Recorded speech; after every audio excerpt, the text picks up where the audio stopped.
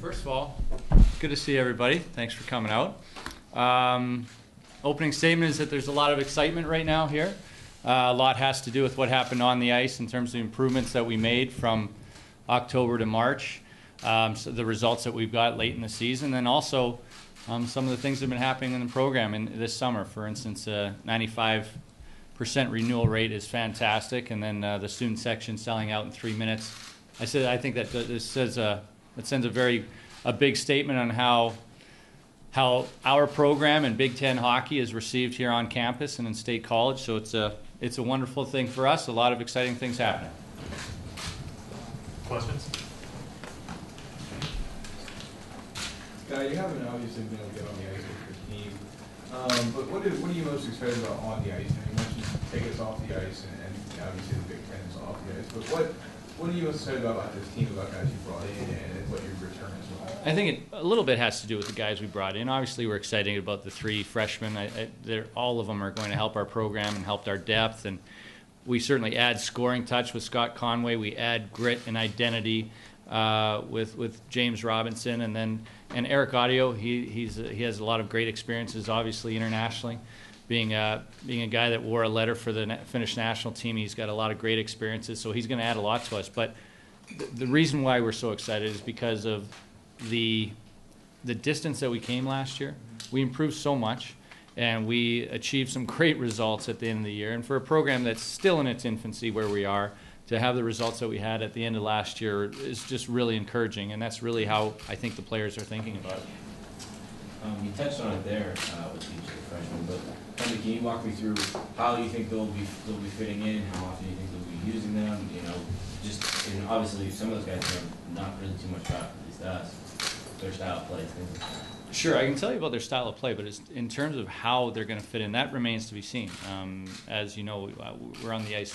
We're allowed to be on the ice very little right now with the team, so I can't really comment too well on how they're going to fit in, how their transition is going to be with this team. But the expectations are certainly that all 3 of them are going to be key contributors. And I'll start with the 2 forwards, Scott Conway. His team won the USHL championship, and he was, in our estimation, the best player on the team. He was a leading scorer. He was one of the top 3 leading scorers in the league. I think he led the league in plus-minus. He's a very cerebral player in the sense that Casey Bailey plays with a lot of instinct. So is Scott Conway. He's gritty. He's not as big as Casey Bailey, but he's a gritty guy with a lot of great hockey offensive IQ. So he's going to add to that. We expect that he will be a main contributor offensively for us. And James Robinson, I can tell you, he's along the mold of a David Glenn and Dylan Richard. He's actually from a similar place geographically, but he played in the BC League. He was one of the captains for Langley, which won their conference in the BCHL. He's a guy that does score, but I think his value is much greater than that. He's a gritty guy. He's got good size, but he's just, as David Glenn is, just so tough to play against. That's sort of how Jimmy is. So he's going to add a lot to our identity and a lot all over the ice. Eric Audio is a bit of an unknown commodity, but for a player who to wear a letter for the national program and do it, and quite honestly, at a defenseman at his size, he's not the biggest guy, so he's not doing it because he's a crusher. He's not someone that puts up exceptional numbers, but he does it. He's very much a reliable guy. We expect him to be a very good puck mover, but be just a very solid, cerebral defenseman. Coach, last season, wins and losses were sort of secondary to team development. So does that balance change at all this season? No, it doesn't. We're still at that point that we have a long way to go, and we're really, really focused on the process. And we have a lot of improvement to do, and it's not just in isolated areas. I mean, we have to improve all over. So we are still very much focused on the process. We have a very good vision in mind of what we want to be. But it's still not fair at this point to determine our improvement through just wins and losses. There are going to be times when we're going to improve and play very, very well, and still lose against some of the great teams that we have in Big Ten hockey. These are the monsters of college hockey, and we're still playing catch up. So very much still focused on the process. And with that said, you guys probably will be underdogs a lot less this season. You have a manageable non-conference schedule. Is there any kind of added pressure to maybe win a few more games this season? Well, I don't think so. I think there's that expectation, but again, we're not going to judge if we win more games, but we don't improve in the areas that we have to, then it's going to be we won't feel that we had success. If we play extremely well and we improve in a lot of areas, but we come up short against Michigan, Wisconsin, Minnesota, etc., then I think it is a success. So there will be games. I mean, I hope we get to the point where we win games, but we don't feel good about our performance. You've been here for 3 years and really have not had any continuity between any of them up until now. Right. Changing buildings, changing levels, and what have you. Basically bringing back the same team that you had last year, adding 3 guys. I mean, where are you starting off on when practice starts versus maybe where you were last year? That's a good point, and something that we've talked about as a coaching staff. We maybe didn't say it as well as you just did now, but you're right. This is the first year that we have had continuity, and we know where we are. We know who we're starting with. Although there are 3 unknowns, the core of the team is the same. And we expect that we're going to be a lot further ahead come October 10th than we were on October 11th last year in our opening night. And basically due to that fact that this is everybody's together. We've been through it with our systems, and we've been through it against the Big Ten opponents. So we were able to play against the top teams in the nation. Including conference games where it's so important. So as a team maturity, we're way ahead.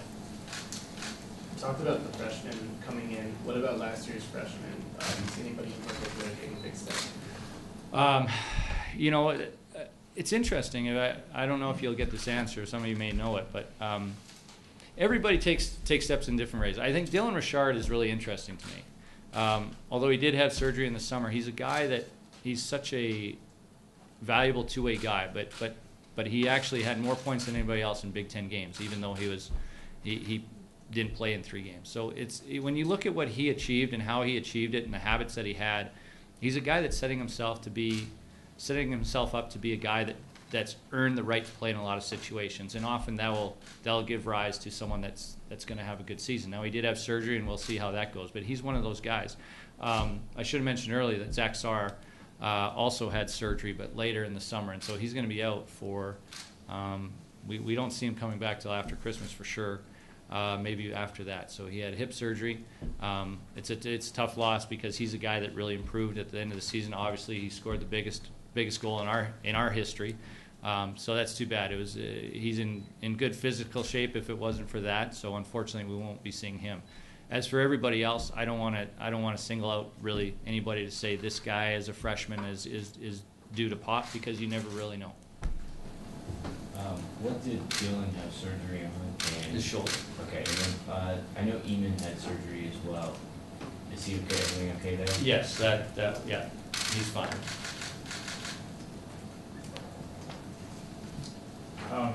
You changed captains this offseason. Tommy, at least last meeting, it says he's still here. The changeover seems to be to a guy who's going to give you a lot more time on the ice, maybe a few more bigger plays. What's the thought process that goes through that change? The thought process is, look, Tommy's still a great leader on his team, and one of the things that it does is it establishes the fact that you don't have to wear a letter to be a great leader, and we do want to establish that, and this is one way we can do it. And at the same time, Patrick Cowdice, he certainly has earned that, and he's earned the respect of the team. He really was a unanimous selection, and the way he plays for how we are right now, I think he is the right choice. We have to be tougher to play against. He certainly brings that. He's an engineering student who has excellent grades. I mean, he does a lot of the things that at Penn State hockey we find that's very important to us, as does Tommy. He's also drafted by the Washington Capitals, and he's the only way I know you've put this in print before. I mean, he's a man. He's a manimal. He's just like the guy. I mean, everybody can see it, and so he's the guy.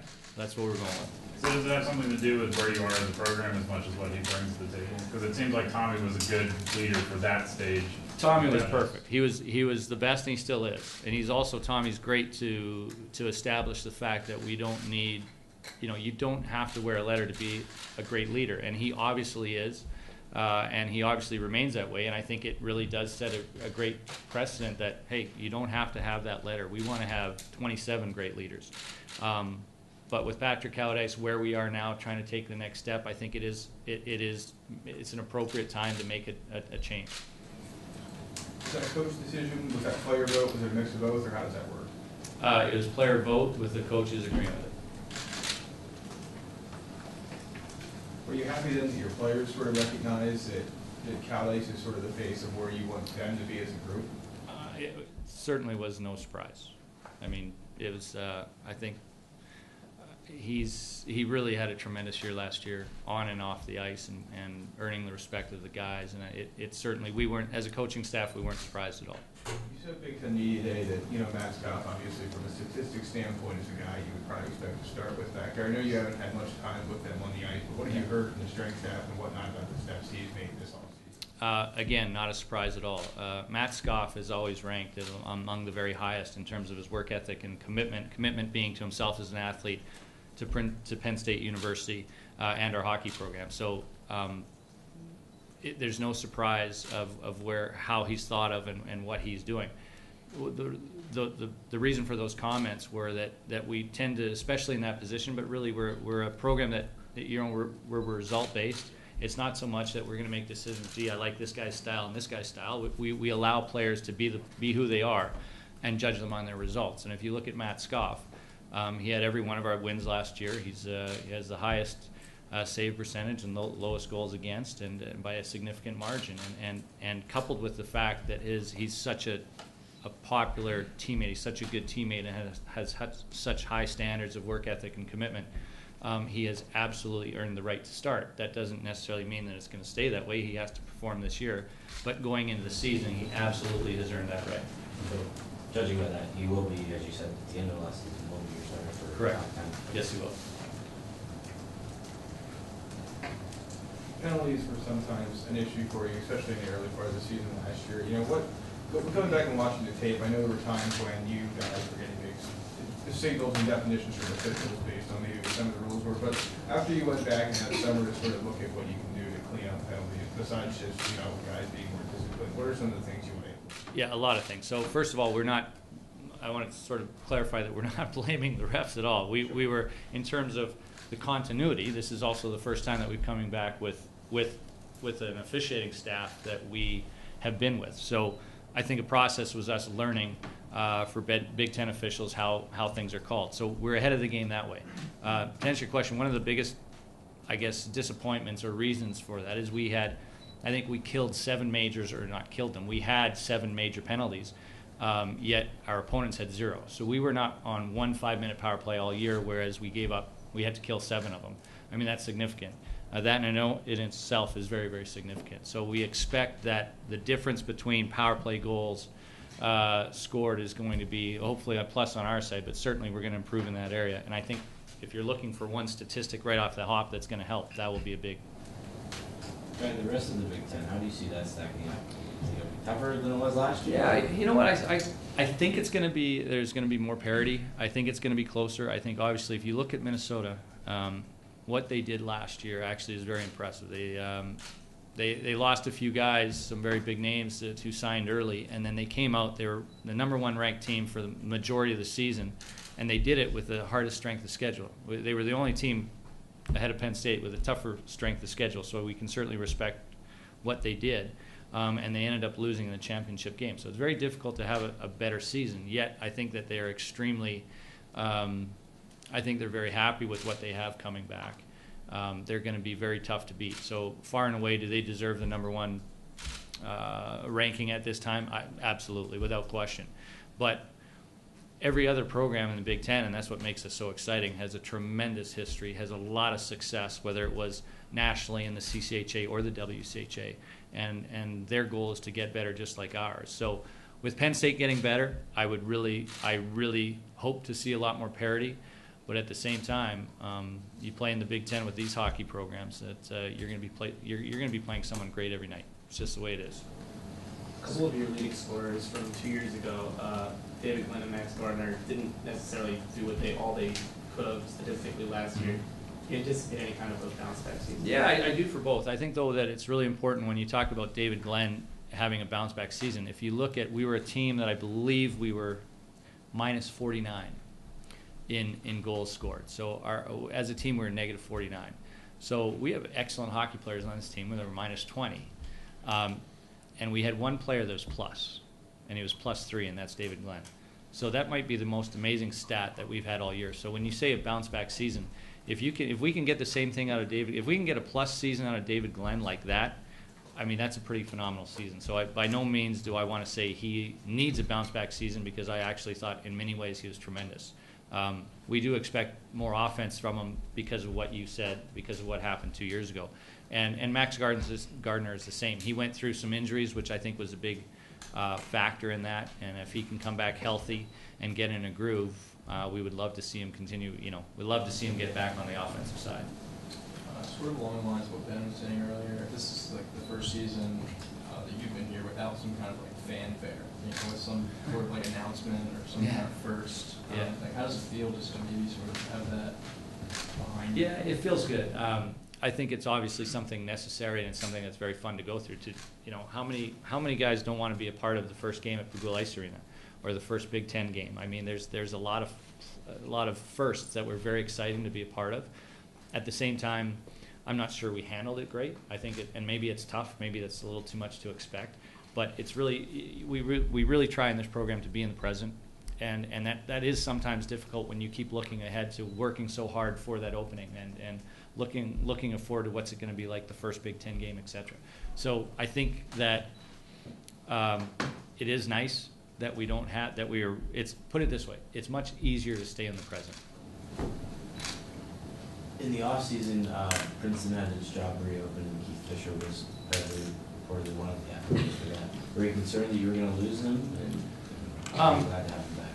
Well, of course, he's a tremendous coach, a great person, and a great friend, and a great recruiter, and he has been a huge part of all the successes that Princeton has had, as well as Penn State. So, but I concerned. I was actually, he's a great guy, and I want him to be successful. He wants to be a head coach, and I want that for him as well. So I would have been very happy and proud of him if he was able to get that job. At the same time, everybody in the program is thrilled that he's coming back. Offensively, what, goals-wise, I know you guys talk about results and goals, Yeah.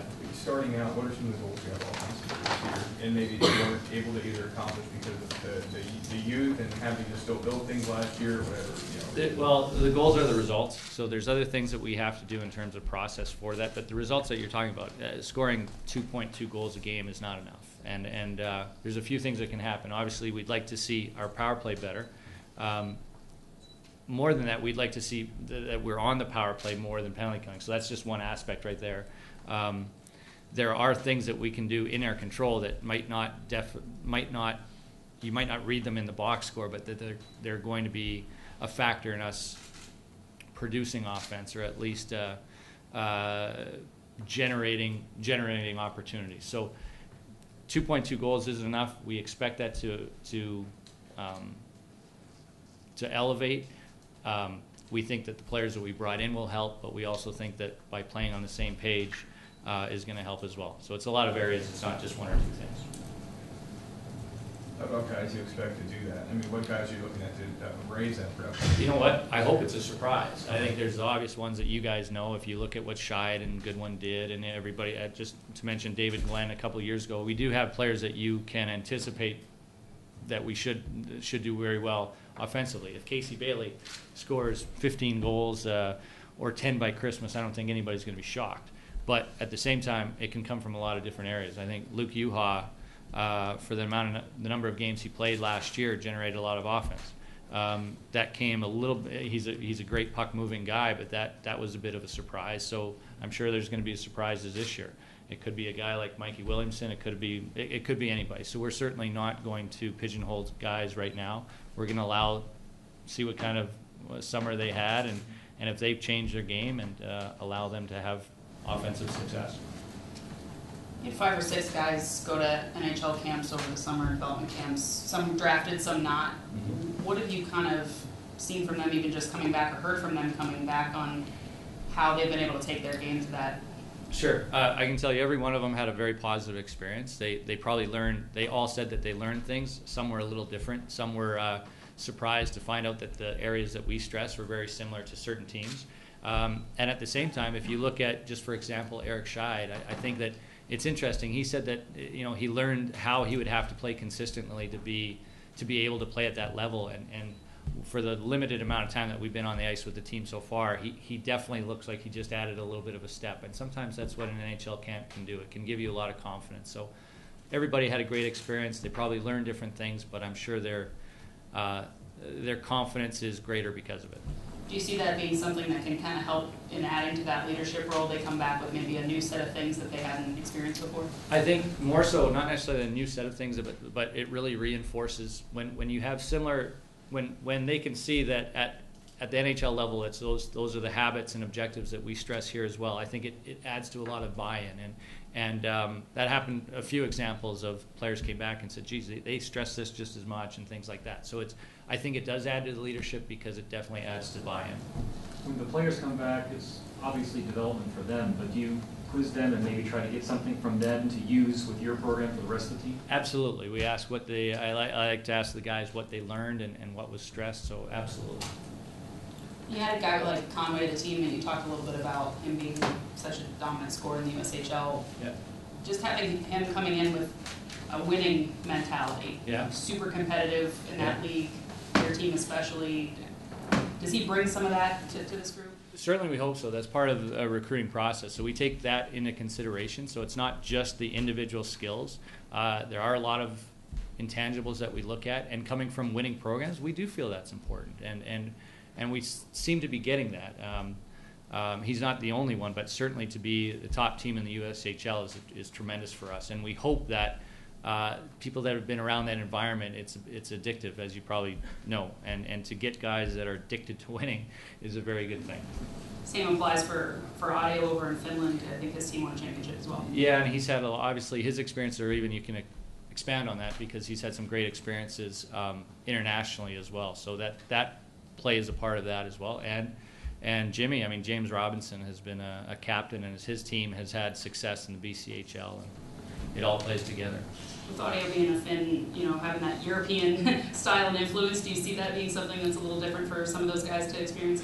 I think it's good for us. I think the players are as curious as the coaching staff to see how he plays and what it's like to play with him, and I think everybody will take some positives from him, as I expect he is looking to take positives from Patrick Cowdice and the other defensemen as well. I think our guys are looking at him to see what he does well and why. So I think it's good. It's diversity. I think you can grow from it, and he certainly brings it. How did you find him? This is the best way to I ask find- that question. I got a call from it was actually from an old Princeton contact that it's sometimes hard to know which guys internationally are interested in going college, and more so who could have retained their eligibility, which is sometimes a bit different as well. So it's not just a matter, it's sometimes difficult just to take a lot of your resources and go over there and say, this is who we have. You have to have guys sort of on the inside that know it. That's how it happened. Had you ever seen him play in person? No, we watched him on video. Yeah. What's his adjustment been like so far? Did he come over English speaking, or is that? Yeah, he's a great student, and English is his third language. He's a really good student, and I'm saying from what the guys tell me, he's an extremely cool guy, and the team loves him. So they would tell you that he's fitting in really, really well. We talked when you were back in Greenberg about kind of working on the European pipeline, if you will. Did you ever envision it being the same? Because that kind of seemed like a down the road sort of thing, and now. Yeah, it's a little sooner than we anticipated. It's something that we wanted to dabble in, and then we wanted to get established before maybe giving a lot more concerted effort. But we're very glad to have it. It was something that the opportunity presented itself. So it is probably a little bit ahead of schedule, but we're glad that it happened that way. You mentioned Zach and Dylan not being 100%. Is there anyone else who's not 100% going into the season? Well, I would like to. I think Zach is the only one that I would say is not 100%. We did have other guys that had surgeries during summer and had to. Kenny Brooks is another one, but those guys, anybody that other than Zach Saar, everybody is good to go, and we feel is 100%, or at least Justin Rogers, our athletic trainer, more importantly, feels is 100%. He had surgery on his wrist, but he's good to go. Looking at recruiting, you've done very well with BCHL that you mentioned, and also just American players. Is there an area that's been challenging, or a league that's been tougher to recruit in, or geographically an area that's been tough? I'm looking kind of at Quebec in that area.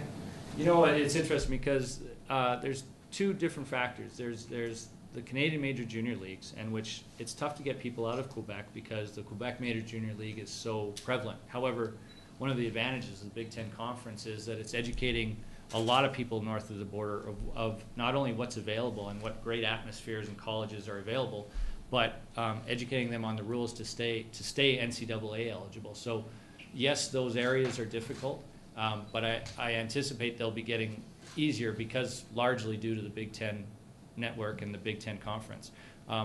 Other areas geographically, as you can imagine, we are still not at a point where we're walking into Minnesota and taking their best, or Michigan or Massachusetts. But also one of the benefits of this great Pagula Ice Arena is that it really is a catalyst for great hockey players in Pennsylvania, especially the Center County region, but really all over. And we've found that the response from people in our footprint, players in our footprint, has been excellent. So we're very happy with what's going on now, especially in our footprint.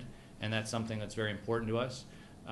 But at the same time, we're still going to try to get Casey Bailey's out of Alaska, and Taylor Holstrom's out of California, and Kenny Brooks out of Las Vegas. I'll take that recruiting trip, and go all over, and to Finland and everywhere else.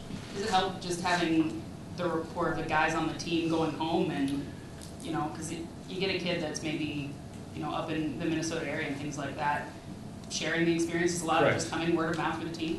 Absolutely. As beautiful as this arena is and how great Penn State University is, we find that still the greatest factors among recruiting is our players. And that's how pipelines are born, and the success of the players here often gives rise to other players from their geographical area, and it's very important. And fortunately, our guys love Penn State University. They're having a tremendous experience, and they just love the university. And so you can certainly anticipate that more players are going to be available and attracted to our program. Time for a couple more. You mentioned Alaska. Obviously, you guys will go there this year. Why did you want to make that trip? Did you want to get, was it something that you wanted to just get back in that area? Was it a recruiting thing? Was it just something that worked out? Or there's a couple factors. It's because of certain rules. They're ahead in terms of where they were able to practice. So they're a team that's very much ahead of the curve right now. They're able to start earlier. So they have an excellent winning percentage for their tournament. So you're coming up against a team that's pretty well oiled. So I feel it's a good experience that way. Probably the main reason is that I really enjoyed my time in Alaska. They love hockey, and I would like to share that experience with our guys. For the majority of our team, they've never been to Alaska. So this is one great way to see it, and at the same time, I know how much they love hockey. It should be a great atmosphere and a great experience. And then maybe the other factor is it's a long way for the Baileys to come to watch their son play, and for us to be able to take him home to them is something that I think will be pretty special. Hall of Fame experience for you too this year, going to their home? I mean, they're great people. I was just very fortunate to come at a time when the community really supported the team so well, and I think there's a lot of similarities actually with the experience at Fairbanks as to here at Penn State. I'm coming at a very fortunate time where the community has really gotten behind the program and made it so much fun. So yeah, it was very nice. Have you talked to the guys at all about the adjustment of going to Alaska? Well, we will. We've done. So I've had that experience, but the guy who's most versed in it is Casey Bailey. So he's actually going to present to the team the week that we go up there onto the do's and don'ts of travel to Alaska. So if things don't go well, it's not our fault, it's Casey's. Take one more question. You mentioned that players are important when you recruit, and I haven't talked to all of them, but many of the head coaches in other sports here always mention how important players are to their recruiting success. Do you compare notes with other coaches here? You know, have you? Oh, yeah. Yeah. I mean, in what ways does that help? Oh, because there's certain aspects that are always individual to the situation, the challenges, and the selling points. And the coaches here have always been, from day one, extremely open and giving with their knowledge. And I've been here. We have some new coaches, and it's the same. So it was really interesting on the caravan. That's probably the biggest topic on the caravan. It was very interesting for me to sort of quiz Coach Franklin on the differences. And obviously, he's a very, very successful recruiter on where his past experience is and what he brings here. So the coaches are very, I mean, we're all in the same boat, and they are always very, very giving with their knowledge.